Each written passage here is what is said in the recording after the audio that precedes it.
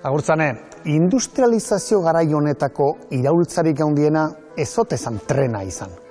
Bai, akaso bai, ez? Industri iraultzan asmakizun garrantzitsuenetako bat, trena izan zen. Makina honekin, gizakia lehenengo aldiz, eukizun aukera, nola bat ere, salgaiak, lehengaiak, pertsonak, modu azkar, merke, ekonomiko eta fidagarri batean garraiatzeko, ez? Eta trenen bitartez gainera, jende oldea etorri zen Hego Euskal Herrira, bereziki Gipuzkoa eta Bizkaira zer erranik ez? Bai, Bizkaiko itxas adarrean esaten da, urte gutxitan hirukoiztu egin zen dela biztanleria, ez? Eta Bilbon esateako, 80 urteetan, 10.000 biztanle izatetik, 200.000 izatera pasatzen zirela. Ja, orduko biztanleentzat, biztan aldaketa.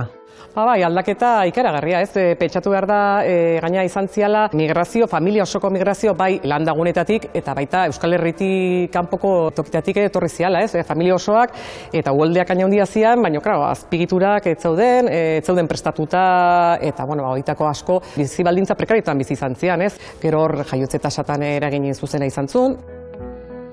Jende olde hori ez, etorkin kopuru itzela, lan egitera, sortu berria zen industriara, baina pertsona horiek ere ideia berriak ekarriko zituzten, ez? Hizkuntza, gastronomia, kultura, dena, ez? Eta nik uste dut, industri iraultzak garrantzi handi izan dula. Hemen Euskal Herriko, ikertakari guztietan, ez? Eta maletatan ekar zituzten gauza asko. Hori izan behar nizun, ideiak bai, baina maletatan gauza berriak ere bai, ez? Eta baita oso gure egin ditugunak, bai, eta pentsatzen dugula gurea direla, ez? Betidanik, baina bai.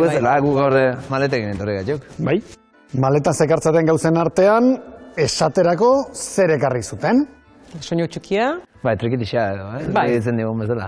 Bai, badirudi, teori bat baino gehiago daude, baina errotuena dana da, 1860 Beasaindik Olaztira norteko trena egitera etorri ziren langile italiar horiek ekarri zutela, ez? Horrek erran nahi du, trenak ekarri zuela eta industrializazio garaian guretzat altxorra bihurtu den zerbait ere, ez? Bai, guretzako bai. Ez dizue tentaziorik ematen? Beti ematen tentazioa. Bai.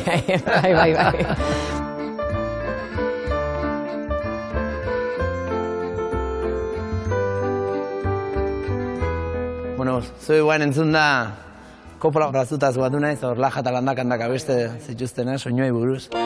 Hola, zion.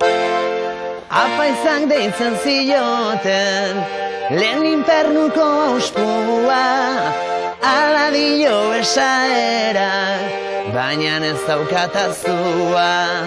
Orain garbila dala eta jende gehien apoztua.